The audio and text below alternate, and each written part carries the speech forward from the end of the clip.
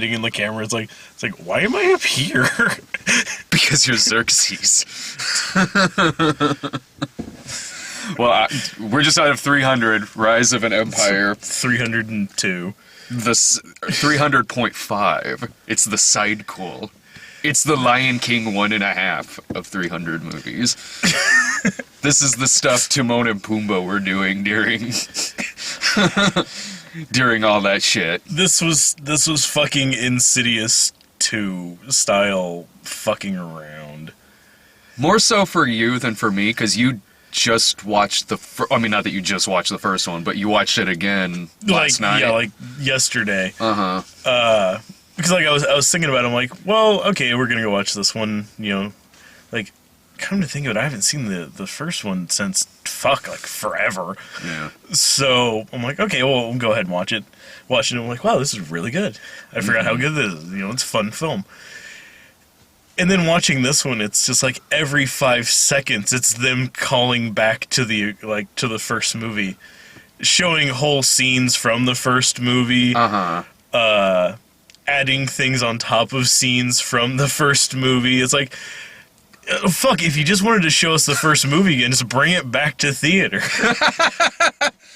I hadn't seen the first one since I saw it in theaters. And I like the first one. I remember liking the first one. Yeah, it's a good flick. Yeah, and I'm sure if I saw it again, I'd like it just fine. It's not like it came out 15 years ago or anything like that. I remember thinking the first one was a good time. And I don't mean this to sound negative at all, but it is, because that I think is part of its charm. It is by and large a standard now for style over substance films. I don't mean that to sound like a negative. I don't, because it is totally a movie about style. Then it is, you know, trying to be much more than that. Not that it's trying to be a bad movie. It's not, like, but it obviously has a goal in mind for the kind of movie it wants to be. Yeah. A stylish film with giving you a simple enough story that you can go along with. It easily walks hand in hand with its over-the-top style. Which is true, but this one, I think, suffered a pretty big downfall that the first one didn't have, is that this is a very fucking wordy movie. There is a lot of dialogue in this. That first half hour of it really seemed like a cutscene of a video game. Like Lena Headey's narration sounded like she should be telling me what I should be doing as Turok. Well, and she was staring directly into the camera and mentioning, like, you know, things 10 years ago. Uh-huh. Which was weird because the first movie didn't even come out 10 years ago. And then I'm like, well, maybe it's 10 years later in the movie. No, it's like a week later. Yeah. Yeah. Like, at that point in the movie where she should have been giving that speech, it was like, I mean, maybe not like a week, but I mean, it wasn't any fantastic length of time after the events of the first film. No. A lot of this is going on at what seems like it's the same time as the first film. A lot of it is conveniently going on at the same time because they couldn't get Gerard Butler to want to come back. And that kind of... I'll get to this later, but it just, like, a lot of scenes happen, like, they keep mentioning, like, it's like, oh, I hear a messenger is heading over to Sparta to talk to them. I wonder how that's gonna go. And then he gets, like, the main guy in this one shows up in Sparta, and, they're like, oh, yeah, no, that messenger guy was just here yesterday, and then he kicked Britney Spears into the pit, along with Sanjaya from American Idol. And then it's like, oh, well, awesome timing. I'm glad I got here just in time. I need to speak to Leonidas. It's like, oh, you literally just missed him. He just went to do that scene from the first movie. That made me laugh. Where he's climbing up a mountain. Like, oh, shit, well, I guess I'll have all of my dialogue with you instead then, Lena Headey. Uh-huh. It's like, you should leave. Like, I should leave before he comes back. Goodbye. Yeah. And then the next, like, you just keep hearing updates from the first film already in progress. It's like, have you heard? Leonidas and his 300 have gone to the hot gates. Oh, I hear they're pushing back. Oh no, they're being overrun. Oh, Leonidas and his mighty 300 have fallen.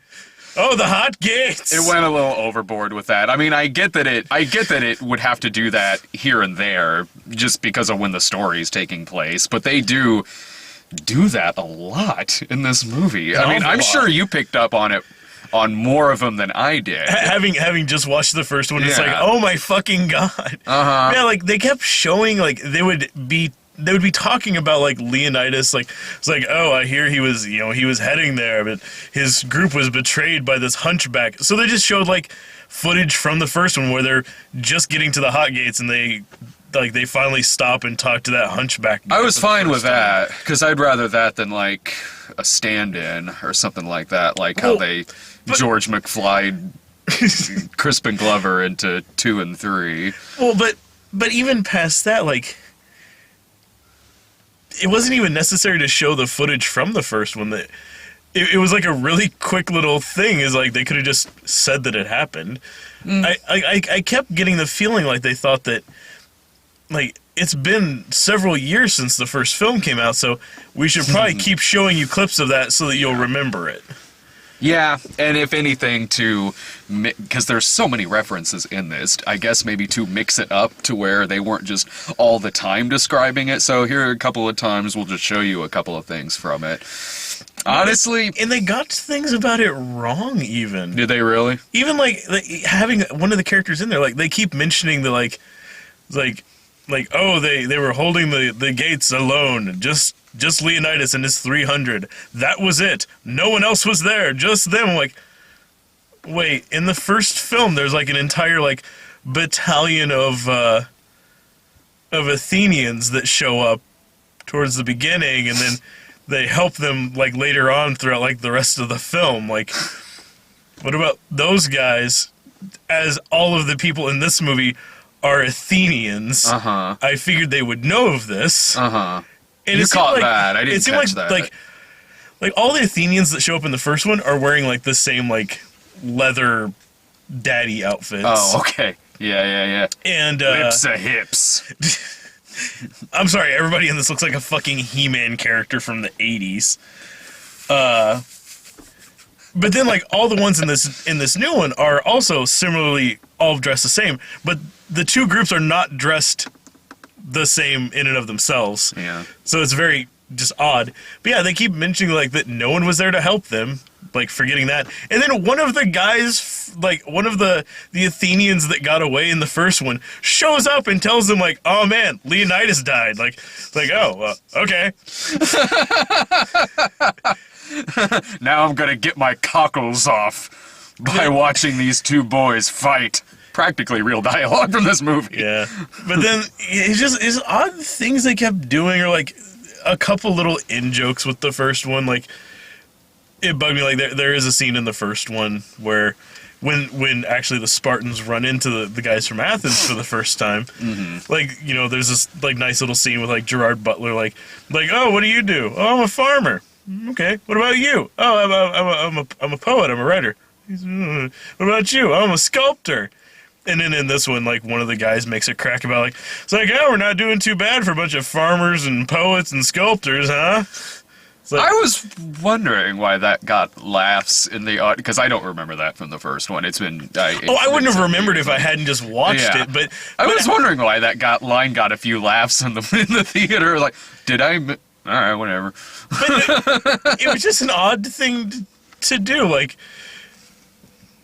I don't know, like, it was just an odd line to throw in there. Like, if you're gonna have an in-joke, I mean, that's a clumsy one to do. Because he was mocking you. This movie was, for me, honestly, this movie was worth watching for a couple of reasons. One, first and foremost, Eva Green, for me, was worth the fucking ticket price alone.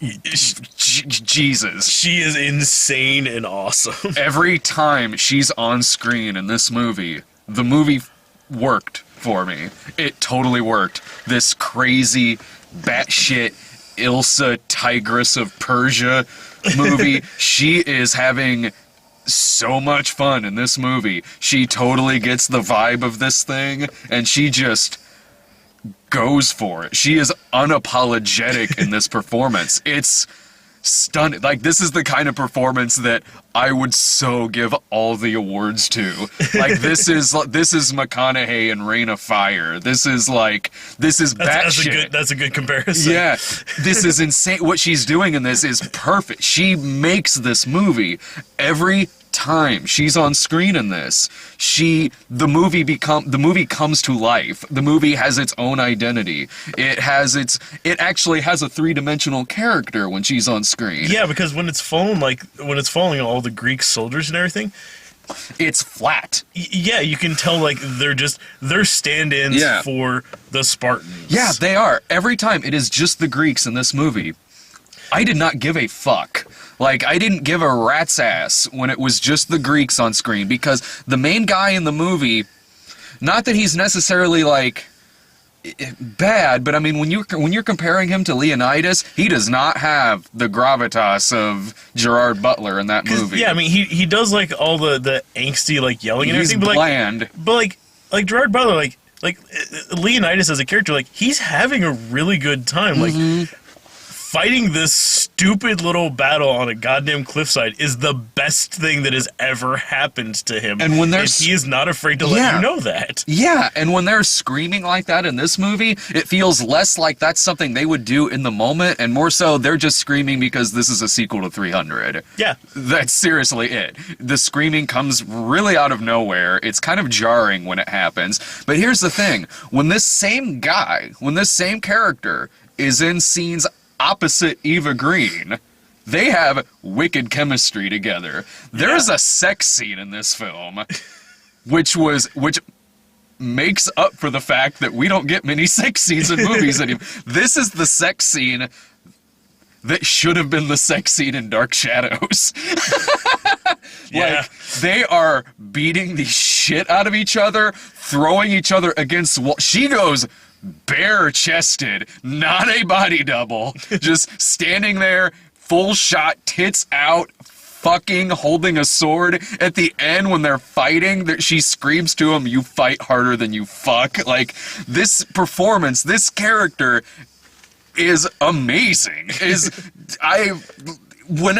Half of this movie was great for me. This whole movie, because she's like really one of the only people in this movie who's given any sort of backstory. And when you see her backstory, which is she's a kid, she saw some Greeks kill her family, she's bloodthirsty for revenge, she leads this army, like, you could have made an entire movie about this character who starts out wanting to get revenge, this kind of weird, dark revenge story, and then throughout time just becomes more and more psychotic as it goes along. And if that whole movie was like that, I'm not saying like change the character at all from like evil to good. I'm not saying that. Have like a progression of she starts out with this motivation that you totally get, because in her eyes she's not a villain, that you totally get, and then as it goes on she just gets crazier and crazier and crazier. This whole movie would have been a masterpiece. Honestly, I probably would have liked it better than the first one. Well, and I think originally that was supposed to be the goal of this film, because originally like it was just titled Xerxes. Because isn't that what the comic is called? Because there is a sequel to the comic, right? And it's called Xerxes. I can't remember if it's actually finished yet or not. I haven't looked in on it in like forever, but I remember like that was the original purpose of this. Like, it was supposed to just be like a sequel following like, you know, like Xerxes' rise to like, you know, being like from Nikki and Paolo to Yellow Bastard. Yeah. And but yeah, I mean that pretty much got shoehorned into like a 5-minute narration, and then Eva Green is basically, I think, looks like she's doing like the lion's share of the whole, like, you know, showing the progression of like, you know, craziness. Yeah, that's what the villains in this are given like way more backstories and motivation from their point of view than the heroes of the movie. So much so that because she gives my favorite performance in the movie, but beyond that, I really kind of was rooting for her in this movie. Yeah, I kind of wanted her to win. Yeah. like the Greeks in the movie, not that they're portrayed as like bad or anything like that, just bland. Like you're just watching a poor man's group of characters from the first movie that aren't that interesting, and things that are happening to them are stuff I've seen, one, in 300, and also a lot of other movies, like the guy who doesn't want his son to join up with him, but then he goes against his father's wishes, he does, and then his father dies, and I've seen that before many times. Well, and also, I just thought that was a throwback kind of thing, too, to, like, the first one, where the guy's father does get him onto the thing, and then the kid dies. Like, this was just like there was the backwards opposite of both of those things. And it was also fucking distracting that kid only looked about 5 years. Kid looked about 5 years younger than the guy playing his dad. Yeah, that was a little too close in age. Yeah, like they're calling him boy and son and stuff like that. Really? He's like our age. He looked the same age as the lead. Domesticles, is that the main guy? I can't remember. Like, they didn't really give anybody, like, I mean, granted, I know, like, they're going with, like, these really old school, like, traditional, like, you know, Greek names and everything, but yeah, they're not exactly convenient for remembering later. Of course, it didn't help that half the characters in the movie, if they had fucking names, they didn't say them. Oh, they referred to the main guy a lot. Eva Green's character, I mean, of course, Xerxes, but yeah, I mean, about everybody else was just people that were there. Like, there was the guy who looks kind of like Dave Navarro. Yeah, I almost leaned over to you and said, like, is that the guy who played Jesus in the movie you saw last week? Looked close enough. But, like, he's just always next to, like, the main guy, but he's always giving, like, these pensive glances. Like, yeah. It's probably halfway or more through the film before he actually talks, and even before that, it's like a 30-second, like, lead up of him, like, hey, look over there. It's like, holy shit, he spoke. Yeah. I just assumed I heard you say that. I assumed he was mute. I assumed that he couldn't talk because He just didn't have anything interesting to say. He just had nothing to say. But I'm sorry, when you go halfway through a film showing this guy in almost every scene, and then decide, like, oh, he should probably have a line. I always forgot about this guy. I think he doesn't even talk the rest of the way probably through. Give him something to say. Like, grand total in the movie, he probably has 3 lines. Yeah. And he's in almost every scene that the main character is in. He is. He's always standing there, and I just kept thinking Jesus whenever he was there. There is something about It'd be like if they didn't pay Fassbender to talk in the first one. Right, yeah. Yeah. Like, he's just there. Whatever. I'll say this, like, and this honestly, and this is a compliment towards this movie too. Like, one thing I was concerned about going to see it was that I would kind of get bored of the style, because there have been so many movies since 300 that try copy. It's like movies that came after The Matrix, you know. Yeah. The 300 did for that. For some movies years after that, what The Matrix did back in 99, you know? So, going into this, I was sort of like, I don't know if this will really work on me this time, and I was just going by the trailers, but watching it, I will say this, like, it made me really, one, appreciate this movie, and appreciate 300 too, in that both of them do it well, and that's something that movies in between this and 300 really don't. Like, I'm trying to think of something that mimicking that style of 300 and did a passable job. I'm sure there's something, but in my head, this is right after we're coming off of Legend of Hercules and Pompeii, Yeah. so I've got those swimming around in my head right now. And to see this movie, which, honestly, visually speaking, it looks like the first one. It has the strengths that the first one had in terms of style. It has some of the weaknesses, but more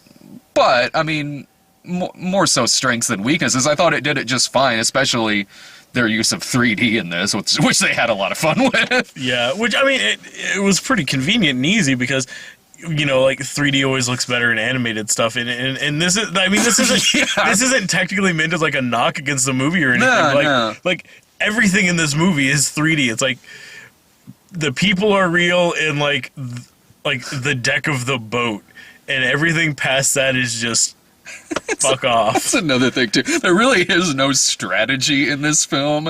It is just ramming shit into other shit, jumping off of shit with swords, and hey, let's just see who lives and survives. This movie's almost a better. This movie's a better Battleship movie than Battleship. What the fuck?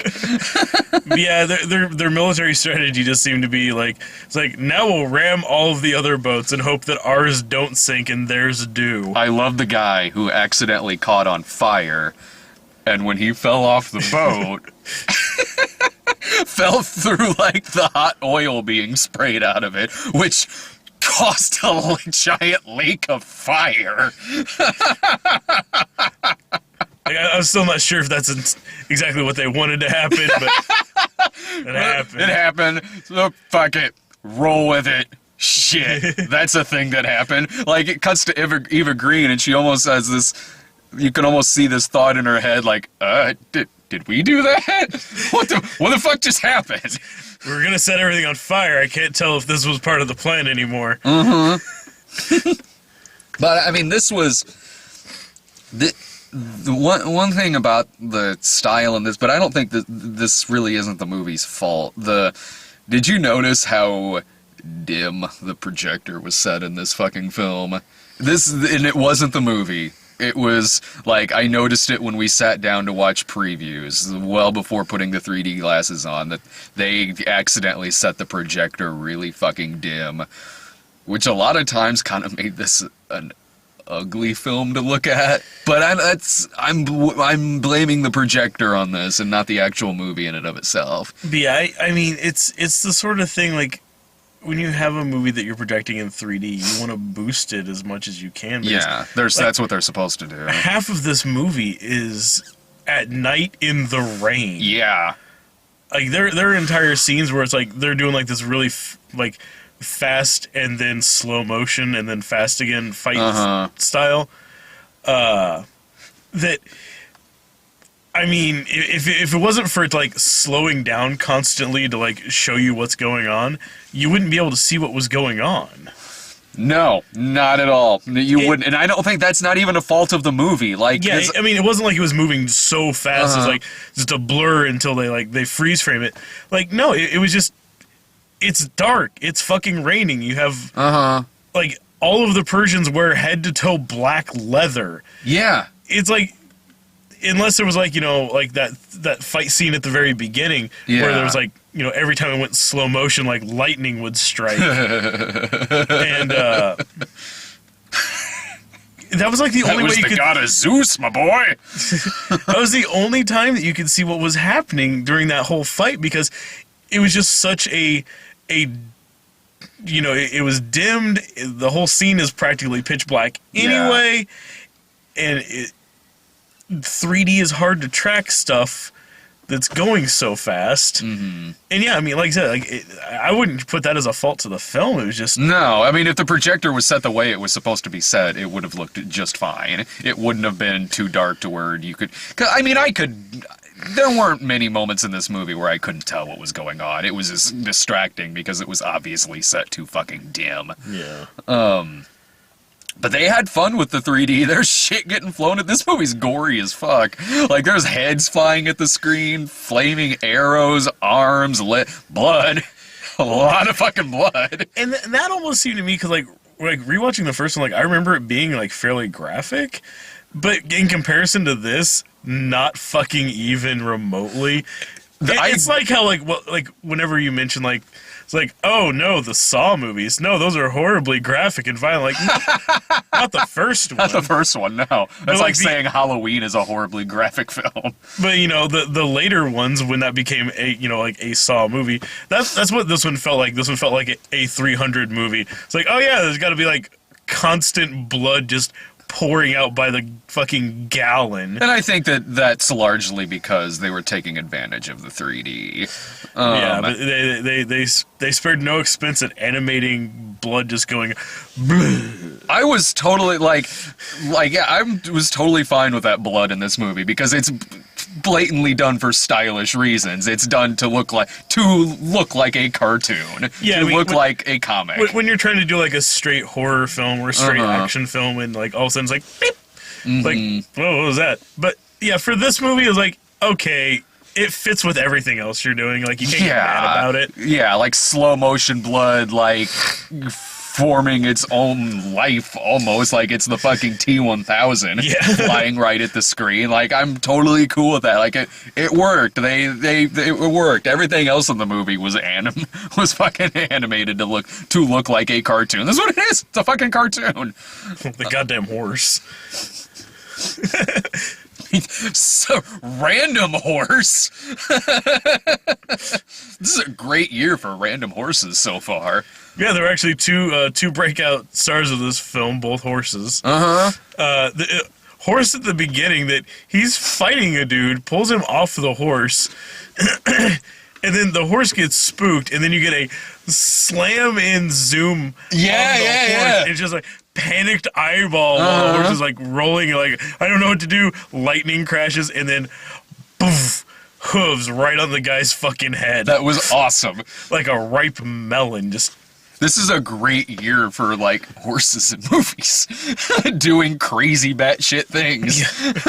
Like, the other one is, like, towards the end of the film, that's, like, his secret weapon to defeat the Persian Armada. Oh, yeah. Is, they crash all of their boats into the Persian boats, and then, I guess underneath the deck in his boat, he had a horse, which he then rides across all of the other boats. All the fire in the water, jumps back out. The horse is fine. At one point, it looked like the horse was on fire as he was riding it. Goes into the water, comes back out, horse is fine. Yeah, you had to put the horse out. Yeah. Stomping on people and shit. The other reason which makes me say that this movie is worth going to see, one being Eva Green, and the other one being the Godzilla trailer in front of the movie. Yeah. Fuck me, I want to see that movie so bad. Jesus fucking Christ.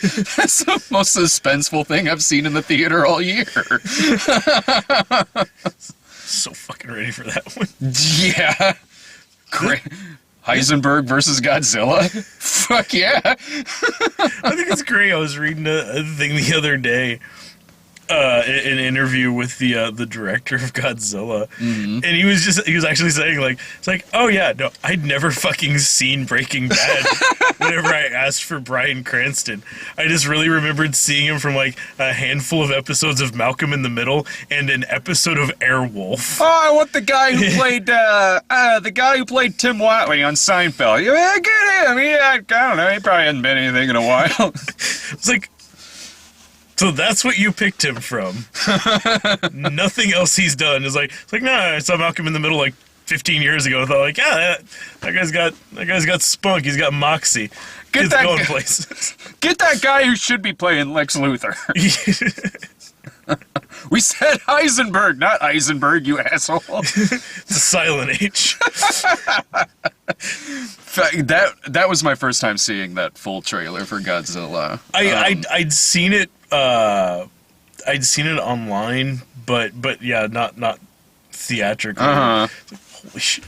I was waiting for that trailer to pop up theatrically, which is why I hadn't watched it yet. My God, like, if that movie turns out to, I don't know, not be very good, which seems hard based on everything I've seen from it, but let's say it doesn't. At least the trailer's one of the best movies I've seen so far this year. That trailer pretty much is a movie. I'm really curious. And really scary. Well, I'm really curious too, because the new trailer shows a couple little snippets of some other like large monster in the film too.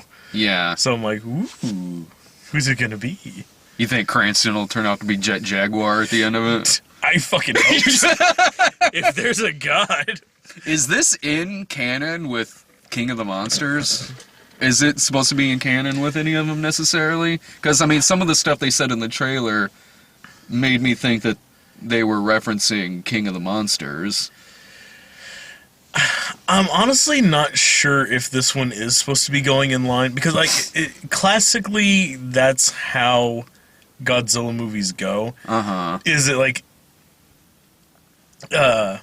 the and I forget, like, they're divided into like periods, but like the original set, like through the 60s, all stem off of the original Gojira, and then the ones from like the 70s into like the early 80s go off of, like, they skip all the 60s ones and just like the first one like through there, and then like it just keeps kind of like going like that. Like 85 was a direct sequel. Yeah, 80 right? like yeah, Godzilla 85 is a direct sequel of Gojira. Yeah.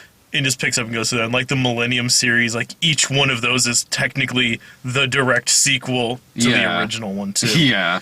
So I'm honestly not sure. I mean, it seems like this one is actually like foregoing that route and just starting like brand new from scratch, which you almost have to do, because if you don't, then, you know, if you take into account the events of the first film, everyone already knows what the fuck Godzilla is. That's a good point. Yeah, So- yeah, I can see that.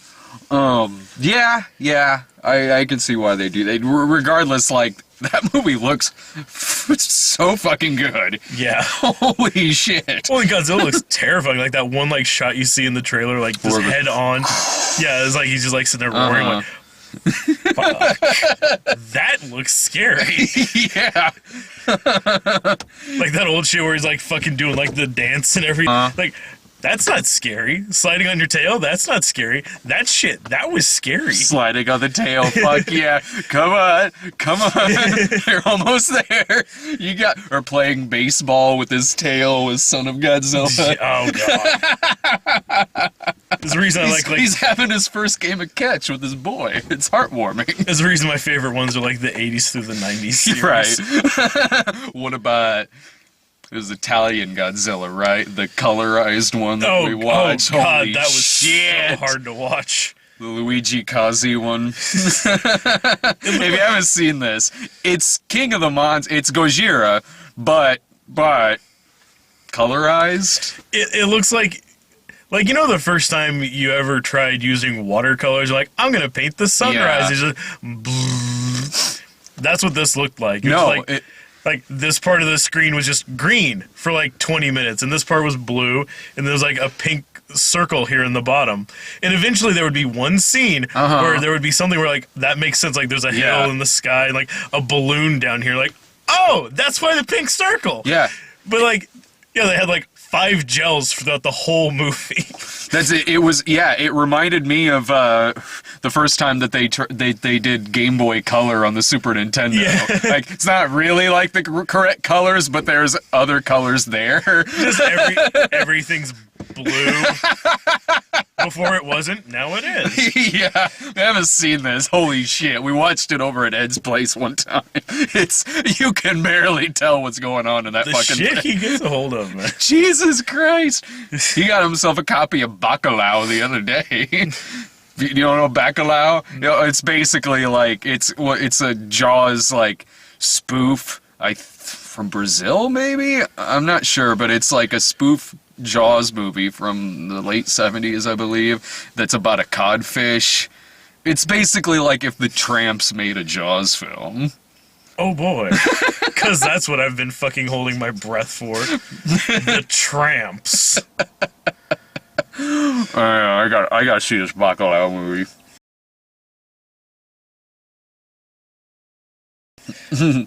But yeah, so the Godzilla trailer and Eva Green made this totally a great God, I cannot say enough good things about Eva Green in this movie. Like, I ejaculated 10 times, and that was well before she showed her tits in the movie. I was keeping score, that's accurate. Yeah, he can vouch for me. But it was kind of the thing, though, like, with her role, like, it struck me as one of those things, like, if they'd gotten around to making this movie, like, 5 years ago, it probably would have been Penelope Cruz. And if they had made this movie 10 years ago, it would have been Selma Hayek. I'm so glad it was Eva Green, though. But yeah, dear God, she looked badass. She looked fucking evil. She's got that raspier voice, too, than Salma Hayek or Penelope Cruz. But yeah, it kind of just, it made me think like the sort of villains that like Robert Rodriguez put into Machete Kills. This is what he wanted it to be. This Not what he got. This movie gets right, and not even that this is that great of a movie, but this movie does get right a lot of things that I really hated about Machete Kills. I laughed more in this movie. The campier performances I liked in this a lot better. Even when there was really stylish type stuff going on in Machete Kills, it felt more lazy to me than it did really the style they were going for. In this, not really. I'm not saying that this is that great of a movie, but the stuff in it that worked for me really worked. When this movie was on, like, it really had me.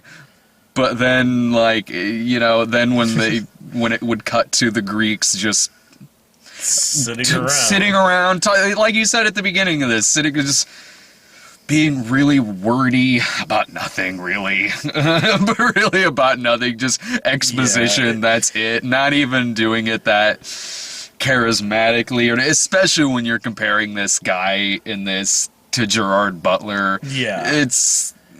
And not that the guy gives a terrible performance in this movie, just compared to Gerard Butler in the first one, and compared to Eva Green in this film, he's really just pretty bland. Like, yeah, he does a serviceable job, but I mean, it's one of those things. It's like, you know, like 90s action films, you know, like you had like your big action people, and then you had like those, basically like those fucking like just like, you know, day worker type Jeff Speakman. Yeah.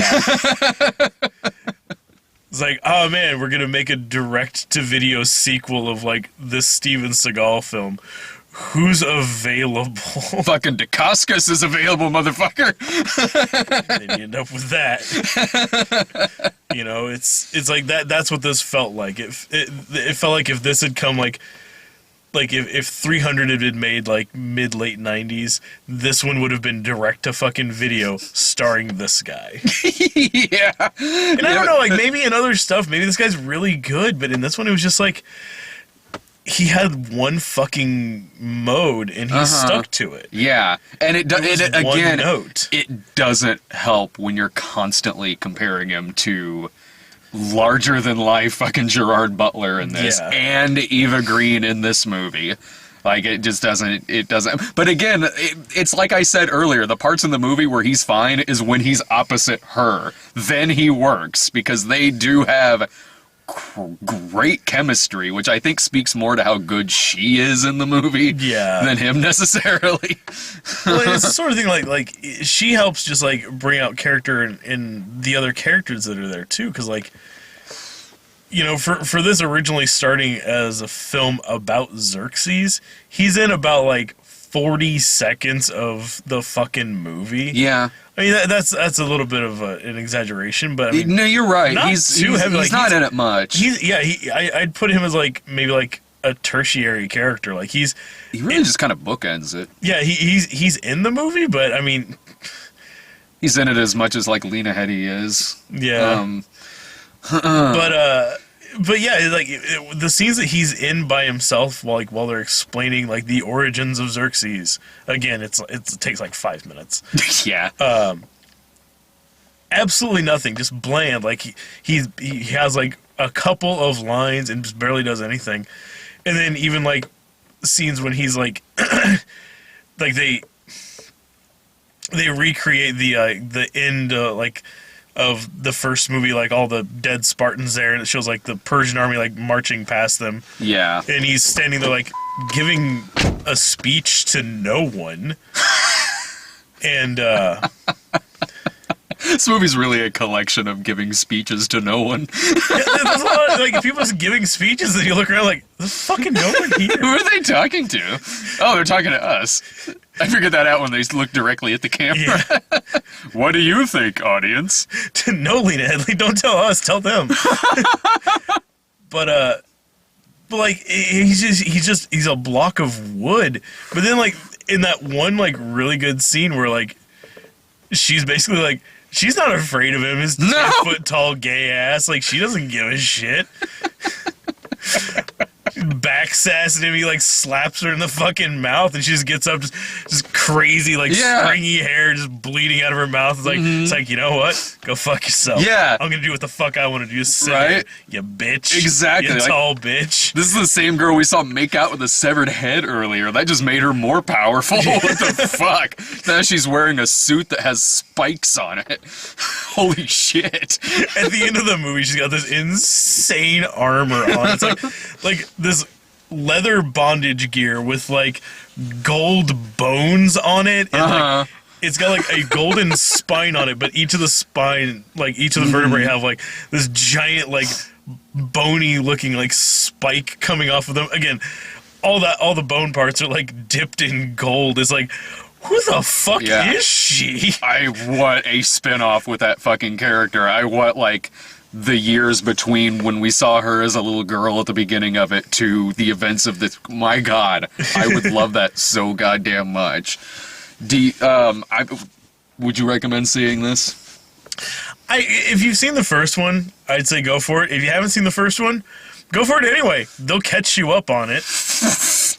He's right, because it did me. It did me. I haven't seen the first one since it came out, so yeah, it caught me up to speed. Like it honestly, it almost does seem like if you haven't seen the first one, like you could consider this a standalone. You're really not gonna miss anything because they just keep bringing it up. They show you scenes from the first one. I mean, you don't miss a beat. I'd say though, if like me, if you're curious, like it's like, oh, that new one's coming out, I should rewatch the old one. I would honestly say watch this one and then rewatch the first one. Otherwise, it's just gonna bug you because it's all of the setup stuff towards the beginning is just reference after in joke after reference after in joke. It's just it's unnecessary. But I think if you watched the first one after this, honestly, it would make more sense. Because like the guy that rescues her is the messenger from the first movie. Oh, okay. So he rescues her, trains her, and like that's right. Yeah, okay. In like one scene, it shows her like walking up to like him, like this guy and the king before Xerxes, with like just a bunch of like severed heads, and like all of them have crowns on, like they're like all these kings that she's like decapitated. And then that makes sense when you watch the first one. Whenever he shows up in Sparta, he's just carrying like a big pile of severed heads that have all like shrunken and shriveled and dried over time. So it's like, oh, that's where he got all the heads from. She gave them to him. She's his Shawnee Smith.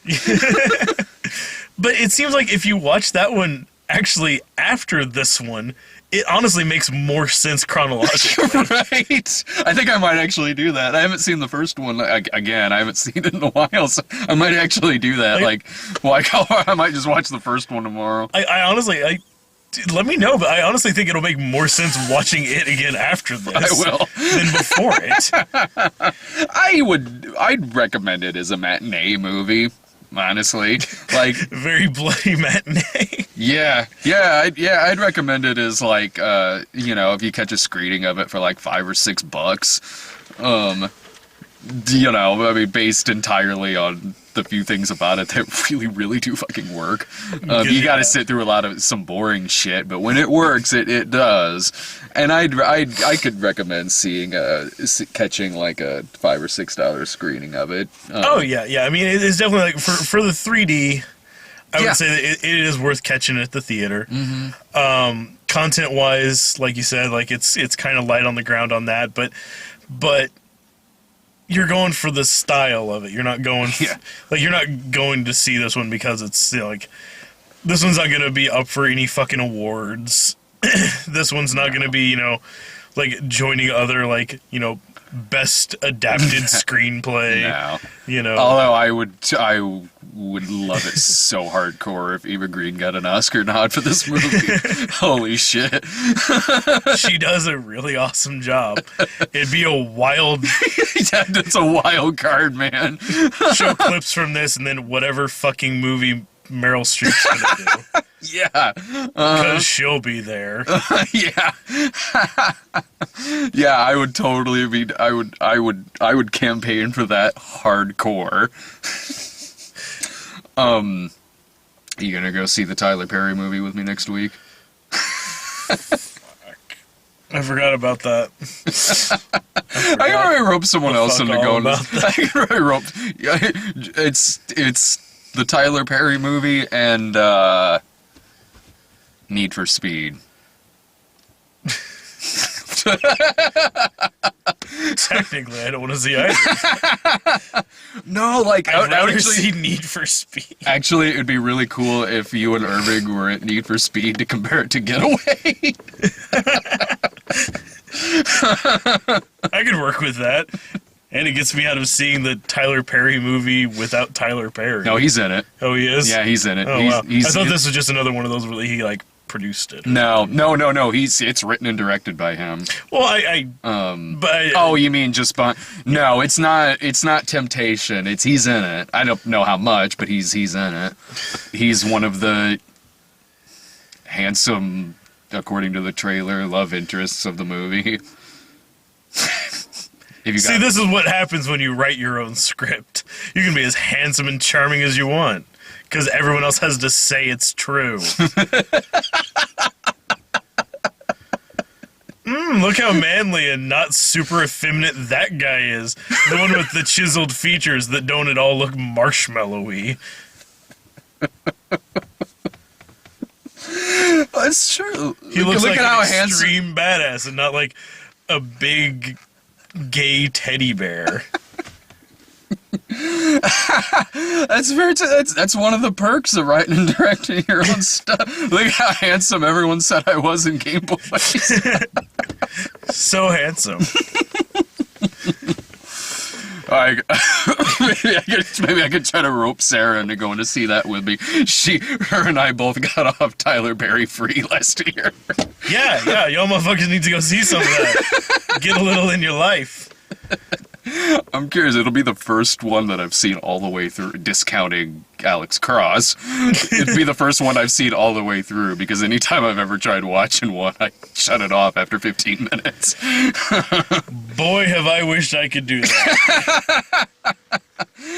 Alright, so next week, I and someone else will be at the Tyler Perry movie. And I won't be. It'll be 4'5" Aaron Paul in Need for Speed. Still cracks me up that they found shorter people for him to be friends with. Me too. You watch that fucking trailer, like they probably scoured the earth to try to find people shorter than Aaron Paul. Look at the fucking poster where he's behind the steering wheel. He can barely see over the thing. It's hilarious. Totally check that out. See ya.